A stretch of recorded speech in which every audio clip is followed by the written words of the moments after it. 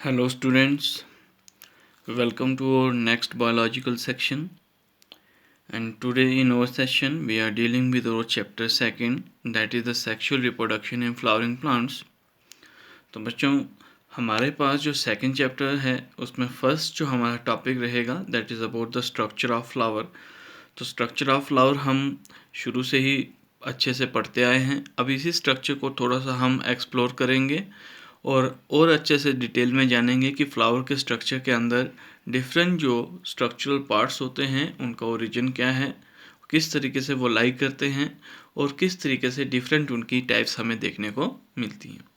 तो चलिए बच्चों शुरू करते हैं हमारा आज का topic that is sexual reproduction in flowering plants, जिसमें हम सबसे पहले डील करेंगे फ्लावर के स्ट्रक्चर के बारे में। Flower structure. तो बच्चों अगर फ्लावर का हम स्ट्रक्चर देखें तो फ्लावर बेसिकली मॉडिफाइड स्टेम रहता है। और अगर सबसे पहले अगर स्ट्रक्चर ड्रा करते करते इसका स्ट्रक्चर समझ लेते हैं बच्चों कि फ्लावर का स्ट्रक्चर किस तरीके से रहता है। तो बच्चों देखिए जो फ्लावर है उसकी बेस जो है हमारे पास that will remain as thalamus. Base को हम थैलमस कहते हैं बच्चों। इस थैलमस के थ्रू ही हमारे पास जितने भी फ्लोरल पार्ट्स होंगे फ्लावर के वो सारे के सारे कनेक्टेड रहेंगे। तो हमारे पास थैलमस के बेस के साथ में बच्चों यहाँ पे हमारे पास स्वोलन स्ट्रक्चर प्रेजेंट रहता है, फीमेल रिप्रोडक्टिव पार्ट। ठीक है, ये लॉन्ग स्टॉक लाइक स्ट्रक्चर जिसे हम बच्चों क्या कहेंगे, स्टाइल कहेंगे। एंड अपर जो रिसेप्टिव पोर्शन रहेगा that one is called as the stigma. तो this swollen part this one is called as ovary. This long tube-like structure this is called as style, and here this portion this is called as stigma। और ये तीनों मिलके बेटा क्या बनाते हैं, this is called as pistil and it is a female reproductive part. अब thalamus की बेस से ही हम बच्चों क्या करते हैं, एंथर जो है that is the male reproductive part उसको बनाते हैं। ये बेस से ही हमारे पास इसका ओरिजिन रहता है। जितनी भी हमारे पास फ्लोरल ऑर्गन रहेंगे बच्चों उन सब की बेस हमारे पास थैलमस ही रहेगी। तो this one is the male reproductive part जिसमें हमारे पास ये लॉन्ग फिलामेंट लाइक स्ट्रक्चर आपको दिख रहा है और यहाँ पे बाइलोब शेप स्ट्रक्चर आपको क्या मिलेंगे बच्चों, एंथर के मिलेंगे। तो मेल रिप्रोडक्टिव पार्ट में बच्चों इट बेसिकली इसका जो पार्ट है इसमें हमारे पास दो रीजन आते हैं। अपर वन जिसे हम क्या कहेंगे बच्चों, that one is called as anther, and long stalk like structure this one is called as बच्चों filament. And complete structure this is called as stamen, which is a male reproductive part of the flower structure। अब next अगर हम बात करें बच्चों, इसी base से हमारे पास नेक्स्ट फ्लोरल स्ट्रक्चर जो होता है वो अराइज होता है जिसे बेसिकली हम क्या कहते हैं बच्चों, पेटल्स कहते हैं। तो हेयर हमारे पास बच्चों इसी बेस से हमारे पास फ्लोरल स्ट्रक्चर जो है वो अराइज हो रहा है जिसे हम क्या कहेंगे बच्चों, that one will be called as petal. तो this is called as petal. तो पेटल जो होते हैं बेटा मोस्टली ये कलर्ड फॉर्म में रहते हैं और इनका पर्पस हमारे पास पॉलिनेशन के थ्रू इंसेक्ट्स को अट्रैक्ट करने का रहता है। तो पेटल जो है बच्चों मोस्टली जितने भी पेटल्स हमारे पास कंबाइंड फॉर्म में अगर हम उनकी बात करें तो all petals combined so called as corolla, उन्हें हम कोरोला भी बच्चों कहते हैं। जितने भी पेटल सिंगल होगा तो पेटल कहेंगे, बहुत सारे होंगे तो उन्हें हम कोरोला कहेंगे। इसके साथ ही एक और हमारे पास रिप्रोडक्टिव फ्लावर्स के अंदर स्ट्रक्चर देखने को मिलता है that one is called as sepal. ये मोस्टली बच्चों हमारे पास ग्रीन कलर का रहता है, this one is called as sepals. और सेपल्स लार्ज नंबर में कंबाइन होके उन्हें हम बच्चों कैलिक्स कहेंगे। All sepals are called as calyx. और बच्चों all the male reproductive part single को अगर होगा तो उसे हम स्टेमन कहेंगे। अगर हमारे पास कंबाइंड फॉर्म में जितने भी मेल रिप्रोडक्टिव स्ट्रक्चर अंदर प्रेजेंट होंगे तो उसे हम एंड्रोशियम कहेंगे, एंड्रोशियम कहेंगे। इसी तरह से पिस्टल को हम कंबाइंड फॉर्म में बच्चों क्या कहेंगे, गाइनोशियम कहेंगे। तो बच्चों फ्लावर स्ट्रक्चर के अंदर हमने क्या स्टडी किया, this is the structure of flower. ये फिगर आपके पास जो दी हुई है this is the structure of flower, जिसमें बच्चों अगर स्ट्रक्चर ऑफ फ्लावर की बात करें तो फर्स्ट हमारे पास मेल रिप्रोडक्टिव पार्ट, जिसे हम क्या कहते हैं बच्चों, स्टेमन कहते हैं, या इसे एंड्रोशियम भी हम कहेंगे। सेकेंड रिप्रोडक्टिव स्ट्रक्चर जिसे हम क्या कहेंगे बच्चों, पिस्टल कहेंगे, या जिसे हम female reproductive part that is also called as gynoecium. Third floral part that is called as petals, या जिसे हम कोरोला भी कहेंगे। और फोर्थ रिप्रोडक्टिव पार्ट जिसे हम क्या कहते हैं बच्चों, सेपल्स भी कहते हैं, या इसे हम कैलेक्स भी कहते हैं। अगर हम इन 4 डिफरेंट फ्लोरल पार्ट्स की बात करें बच्चों, तो इसमें से हमारे पास जो आउटर 2 पार्ट्स रहते हैं, outer 2 parts that means this one petal and this one sepal, ये हमारे पास जो होते हैं इन्हें हम एसेसरी वर्ल्स कहते हैं। मैं इनका नाम मेंशन कर लेता हूँ बच्चे यहाँ पे कि outer 2 parts that is calyx and Corolla, इन्हें हम बच्चों क्या कहेंगे, एसेसरी वर्ल्स इन्हें हम कहते हैं। क्यों कहते हैं बच्चों, क्योंकि ये हमारे पास रिप्रोडक्टिव स्ट्रक्चर बनाने में मदद नहीं करते हैं, जस्ट सपोर्ट करते हैं for the process of reproduction. Pollination में मदद कर सकते हैं, रिप्रोडक्टिव स्ट्रक्चर्स को हमारे पास सपोर्ट करते हैं।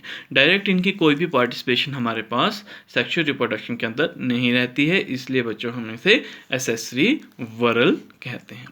लेकिन जो हमारे पास इनर 2 पार्ट्स जो होते हैं बच्चों, that are androecium and gynoecium, ये इसेंशियल वर्ल्स हम इन्हें कहते हैं। एंड्रोशियम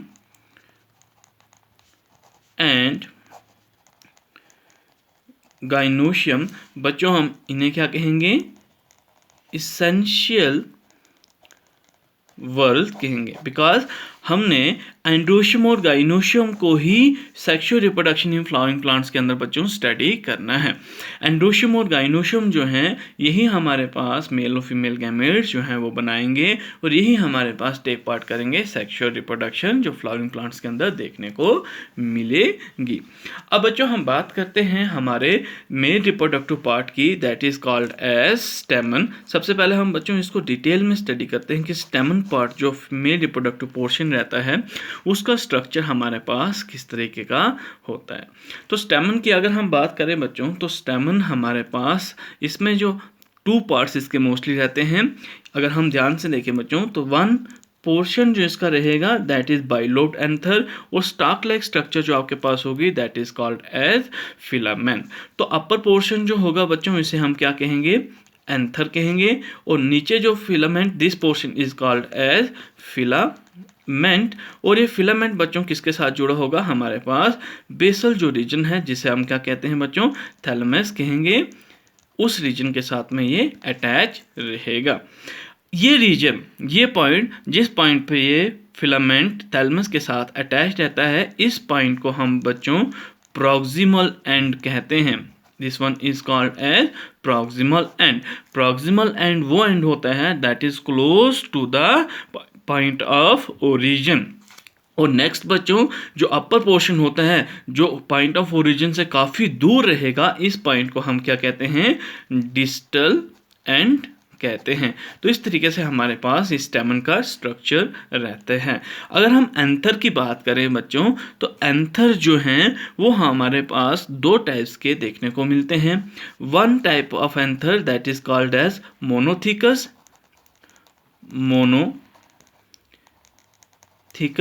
और सेकंड टाइप जो होगी बच्चों डाइथिकस एंथर कहलाएगी। मोनोथिकस का मतलब है कि उसमें सिंगल लोब प्रेजेंट होगा, ओनली 1 लोब। थीके का मतलब है बच्चे THECA दैट मीन्स लोब, और डाई का मतलब है 2 लोब प्रेजेंट होंगे, मोनो में सिंगल लोब प्रेजेंट होगा। अगर हम मोनोथिकस की बात करें, एग्जाम्पल की बात करें, तो मोस्टली मालवेसी फैमिली के अंदर जितने भी प्लांट्स हमारे पास आते हैं उनके जो एंथर होते हैं they are of monothecous type, और उसके अलावा जितनी फैमिली हमारे पास आती हैं they are having dithecous type of anther. अब बच्चों हम बात करते हैं कि एंथर जो है on the basis of this attachment of filament कितने टाइप्स के हमारे पास एंथर जो होते हैं या कितने टाइप्स के हमारे पास स्टेमन जो है बच्चों वो देखने को मिलते हैं। तो सबसे पहले अगर हम देखें बच्चों, फर्स्ट जो हमारे पास टाइप आएगी दैट वन, जब हमारे पास दिस रीजन, जब हमारे पास ये बाइलोब एंथर के बेस से हमारे पास ये फिलामेंट जो होगी बच्चों अटैच रहेगी, उस टाइप को हम क्या कहेंगे, उस टाइप ऑफ स्टेमन को हम कहेंगे बेसिफिक्स टाइप ऑफ एंथर या स्टेमन। अब मोस्टली बच्चों जो हमारे पास main reproductive part that is stamen जो हमारे पास रहता है that is the bilobe anther, और इसके दो एंथर के दो लोब्स हमारे पास जो होते हैं बच्चों वो आपस में कनेक्ट होते हैं through a sterile tissue, that one is called as connective tissue. तो ये बीच में जो आपको दिख रहा है जो दो लोब्स ऑफ एंथर को आपस में क्या कर रहा है बच्चों, कनेक्ट कर रहा है, तो उसे हम क्या कहेंगे बच्चों, उसे हम कनेक्टिव कहेंगे, that one is called as connective. तो ये आपको पता होना चाहिए कि two lobes are connected with a sterile tissue that is called as connective, और जब ये फिलामेंट बेस के साथ में अटैच रहेगा बाइलोब एंथर के, उसे हम बेसिफिक्स्ड कहेंगे। अगर हमारे पास ये फिलामेंट डॉर्सल साइड से अटैच रहेगा तो उसे हम डॉर्सी फिक्स्ड कहेंगे, that one will be called as dorsifixed type of anther. अगर हमारे पास ये फिलामेंट कनेक्टिव टिश्यू के साथ में बच्चों जुड़ा रहेगा, ये पूरे कनेक्टिव टिश्यू के साथ में ये फिलामेंट अटैच रहेगा, that one is called as adnate type of stamen. और मोस्ट कॉमनली वन नेक्स्ट अगर हम बात करें एक और टाइप ऑफ स्टेमन की, तो उसमें बच्चों हमारे पास दिस टाइप ऑफ स्टेमन हमारे पास ये इस तरीके की ये फिलामेंट और ये हमारे पास बाइलोब एंथर रहते हैं। ये मोस्टली एनिमोफिलस फ्लावर्स की कैरेक्टरिस्टिक्स हैं। इस टाइप के हमारे पास स्टेमन को हम क्या कहेंगे, वर्सटाइल टाइप ऑफ स्टेमन। इसमें हमारे पास क्या होता है बच्चों, इसकी खास बात क्या है, that this is the characteristic, this one is the characteristic feature of anemophilous flower। Anemophilous flowers क्या होते हैं बच्चों, कि जो हमारे पास जो एंथर जो है with the help of wind हमारे पास क्या करेंगे बच्चों, पॉलिनेट होंगे, या जब हमारे पास विंड आएगी, विंड होगी, तो ये मोस्टली जो मेज हमारे पास रहते हैं तो विंड के थ्रू ये क्या करते हैं बेटा, ये मूवमेंट हमेशा ऊपर से जिगजैग मूवमेंट में रहेंगे और यहाँ से ये डिटैच होके फीमेल रिप्रोडक्टिव पार्ट तक पहुँच जाएंगे। तो बच्चों ये थी different types of anther on the basis of attachment of the filament. तो अगर बच्चों अगर हम एंथर के ट्रांसवर्स सेक्शन को अगर हम कट करें, एक बाइलोब एंथर के अगर ट्रांसवर्स सेक्शन बच्चों अगर हम कट करें, तो ट्रांसवर्स सेक्शन कट होने के बाद किस तरीके का स्ट्रक्चर हमें देखने को मिलता है, उस स्ट्रक्चर को जानते हैं। तो बच्चों ट्रांसवर्स सेक्शन कट करने के बाद हमें बेसिकली कुछ इस तरीके का स्ट्रक्चर जो है वो देखने को मिलेगा। इस तरीके का स्ट्रक्चर बच्चों हमें देखने को मिलता है। दिस वन, ये स्ट्रक्चर हमें देखने को मिलेगा। इसमें हमारे पास बच्चों दो लोब, एंथर के कितने लोब रहेंगे, दो lobe. This one is the first lobe and this one will be the second lobe, ये हमारे पास रहेंगे।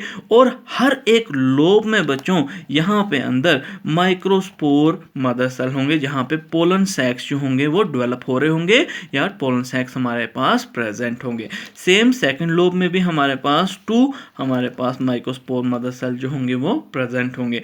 इन्हें हम क्या कहेंगे बच्चों, जब यंग अंतर हमारे पास होगा, यंग अंतर के टाइम पे इन हमारे पास पोलन सैक्स को जहाँ पे डेवलप हो रहे होंगे उसे क्या कहते हैं बच्चों, that one will be called as microsporangia, उसे हम माइक्रोस्पोरेंजिया। तो खैर ये जो एंथर का जो स्ट्रक्चर है, जिसमें एंथर के स्ट्रक्चर जो हम development of anther male gametophyte पढ़ेंगे, वहाँ पे भी हम इस डिटेल स्ट्रक्चर को स्टडी करेंगे। तो ये नेक्स्ट टॉपिक जो हमारे पास रहेगा that is development of male gametophyte, उस टॉपिक में हम अपने एंथर के स्ट्रक्चर को स्टडी करेंगे। तो बच्चों आज के लिए जो आज का टॉपिक था that is about the flower structure, जिसमें हमने फ्लावर के स्ट्रक्चर के बारे में स्टडी किया, डिफरेंट टाइप्स ऑफ एंथर के बारे में स्टडी किया, और उसमें होप्स हो कि आपको सारी चीज़ें जो होंगी बच्चों वो क्लियर हो चुकी होंगी कि एंथर का स्ट्रक्चर किस तरह से रहता है, फ्लावर का स्ट्रक्चर किस तरह से रहता है। वन मोर इंपॉर्टेंट थिंग जो आपको जाते जाते मैं कह दूं बच्चों कि फ्लावर को हम मॉडिफाइड स्टेम क्यों कहते हैं। बच्चों स्टेम की खास बात क्या होती है कि स्टेम के अंदर मान लो ये this region is called as stem. Stem के अंदर हमारे पास बच्चों क्या होंगे, नोड्स और इंटरनोड्स प्रेजेंट होंगे। This one is called as nodes और इनके बीच में हमारे पास इंटरनोड्स रहेंगे। This one is the apical portion of the stem. अब मान लेते हैं बच्चों इस स्टेम को मैं ऊपर से क्या कर लेता हूं, कंप्रेस कर लेता हूं। जब मैं इसको कंप्रेस करूंगा तो कुछ हमारे पास इस तरीके का स्ट्रक्चर जो होगा कंप्रेस्ड फॉर्म में देखने को मिलेगा। अब ये नोड्स जो होंगे बच्चों यही हमारे पास क्या फॉर्मेशन करेंगे, दिस विल फॉर्म द, हमारे पास यही एंथर फॉर्मेशन करेंगे, यहीं से एंथर की ओरिजिन होगी, यहीं से हमारे पास फीमेल रिप्रोडक्टिव स्ट्रक्चर जो होगा वो भी ओरिजिन होगा, और जो बेसिल जो रीजन रहेगा वो हमारे पास क्या रहेगा, थैलमस रहेगा। तो कहने की बात ये है कि नोड्स जो होंगे बच्चों वो जितने भी फ्लोरल पार्ट्स हमारे पास होंगे वो सारे के सारे फ्लोरल पार्ट्स हमारे पास नोड्स से अराइज होंगे, और इंटर नोड्स जो होंगे वो बेसल पोर्शन जो होगा वो डेवलप करेगा। तो this is the modification of a stem, that's why flower is called as modified stem.